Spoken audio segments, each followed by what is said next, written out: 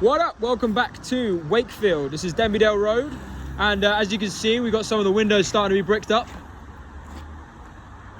Same on this side. The strip out is very close now. It's pretty much finished. We've got another window bricked up there. We've got the brickwork to the front wall starting to come down. We're saving the bricks, obviously, keep low on costs. There's a lot of work that needs to be done to the back, but I'll show you that in another video. For now, you can see half the kitchen's come out. And this wall's coming down now there. We've gone through today with the electricians and with the main contractor, Eric, and his wife. And we've gone through everything to fit fixtures, fittings. There's a few things we're gonna have to come back and do next week because we're not quite ready yet. We need the plumbers and a bit more stud work done before we can make final decisions. But you'll see this is where the bedroom's gonna go. That's all gonna be a big ensuite at the back. But I'll show you that next week. For now, you can see the transformation here. This wall's come down, steel beam's gone in, and that's obviously made a drastic difference. This will be the open plan kitchen diner, where we've had to think today about how we're going to orchestrate the fridge freezers. We need at least 2 double fridge freezers. We could do it with 1, but with potentially 8 tenants in here, 7 rooms, so we can get double occupancy in one of them. We need to offer more. We're just going to end up with problems down the road with tenants going, I don't have enough fridge space. So it's important to think about everything at this stage as the studs go in and as we're thinking about electrical points. Or we end up finishing all the decoration and realise we want we need another fridge freezer and we don't have the points for it. And then you end up running extensions throughout the rooms, and it's just not a good thing to do.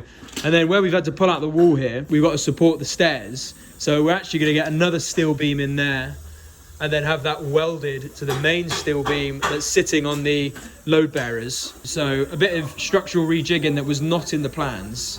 This has had to be figured out as we've gone along. In here, you see we got all our plaster boards in, we got our acoustics, our fire linings, all the materials on site, which is good because in the current time, with the way the world is, materials can be one of the biggest stunts to any job. This is going to be fine. We are still waiting on windows, hopefully 3 weeks, and then the masonry will be done to these 2 front commercial windows. They'll be turned to domestic windows, and then we're going to have a big MF stud wall here, MFs here, and that's going to be one massive double room with a big ensuite, and the same in that adjacent room over there. And this is pretty much the last of the strip out. You can see a few more bits on the ceiling need to come down, but the walls are going to have all the plastering on them anyway, so pretty much done on the strip out now. And obviously a lot of other work's taken place during that phase, not just the strip out. We've had some studs going upstairs, we've had the steel beams in, everything done structurally.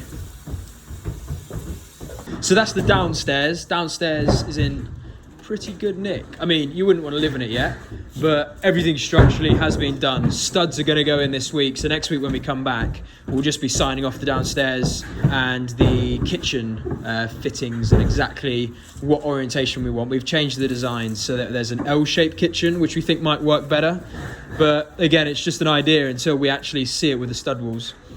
So upstairs has made quite a big improvement over the last week.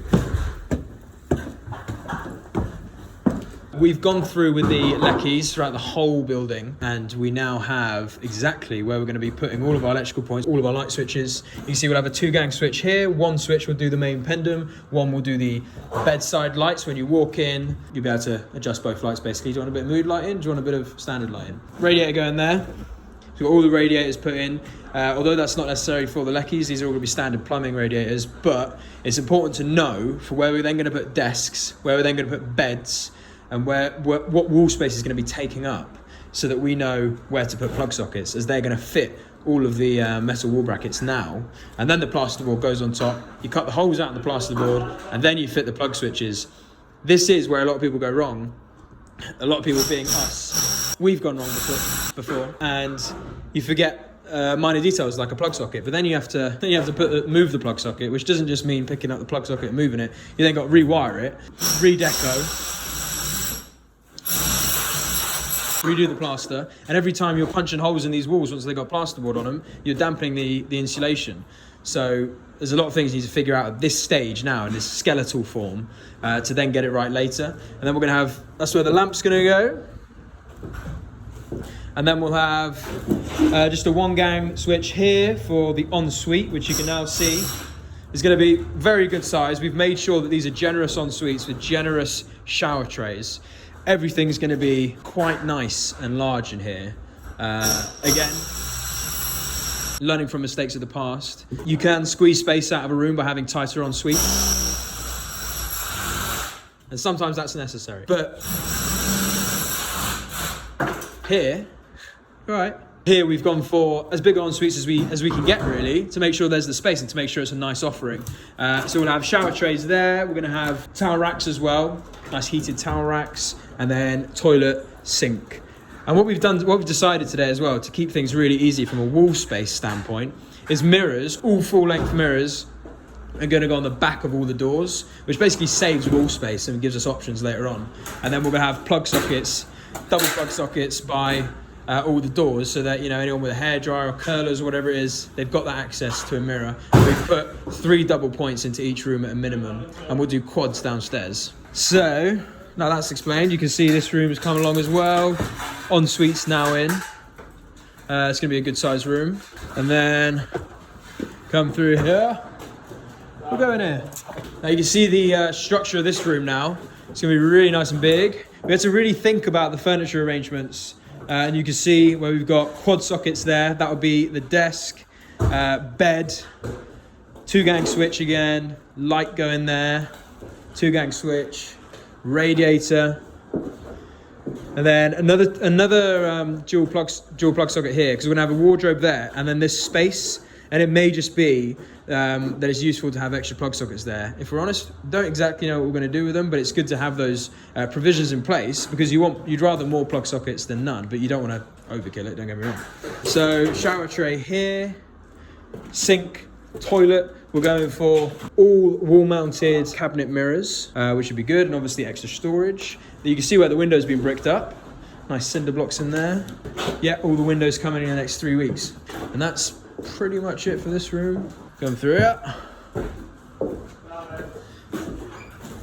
So today, if I bring you down to the floor, you can see where we had this stud wall initially was put in here, and this is the purpose of coming today, is to make sure, well, one of the purposes is to make sure that all of the stud placements are in the right place, whilst it's just a case of screw bolting everything in. And it turned out that this one was too tight initially. It was about 720 mil, whereas we really wanted it to be about 800 mil. And so we've shuffled it, as you can see from the dust mark, we've shuffled it about 4 inches. And those 4 inches make a big difference, because we used it with one of the guys, got him to stand in here, and you can really see the difference now. Before it was quite a bit tighter, that extra 80 mil, and now it's nice and big. And that was the only stud wall we had to change today. We had to move quite a few other bits around to think about the ways doors are going to swing and stuff like that. There's no hole in the chimney as well, water's coming through. Oh yeah, you can see the gallo brackets now. If you have a look up there, you see the gallo brackets attached to the wall. They're holding up the chimney breast above, and we need to get hats for the chimneys to stop water ingress coming in, and then eventually that'll cause damp problems. So that needs to be done at some point. Just get a big ladder and try to throw them on. Hats? Yeah. Cool. That's for the chimney. No idea. That's pretty much it. Yeah. We've done the whole walkthrough. So. Oh, well done, nice. Yeah, nice. That's pretty much it for this one. That's where we're at. Next week there'll be a lot more details. We did speak more about finishes in the bathrooms as well. Actually, we're making sure that we get nice big shower trays, because no one wants to walk into a shower tray and try and like scrub and do their hair on one side whilst it's still pouring down. We want to try and have a bit of space in the showers, and thinking about the tiled finish. Who's the legs of this? He's been living up there for years. By next week, we should see a lot more detail about the finishes of the property, where all the stud work is. Some of the partitioning may go up as well. Some of the plasterboards will be in. It's going to look good. It's good progress. And we're still on track to have this let before Christmas, which is exactly what we want to hear. Fuck. Okay. Drop a comment. Let me know what you think. Happy to engage with anyone that's got any questions. Subscribe if you like this kind of content. We've probably got another 5-6 videos to do on this one until it's at a finished place, maybe 3-4. And hopefully you've liked the journey so far and the transformation as it gradually progresses to something of a lettable standard. There is some other stuff to talk about, but I've completely forgotten about it. So, have you enjoyed it so far? Mate, I've had a great time. Subscribe! We've been on site for about 3 hours now. just chatting with the contractor about a load of other different bits and another site we might be getting up the road. Yeah, good progress. Enjoy yourselves, guys. Do your thing. And... subscribe.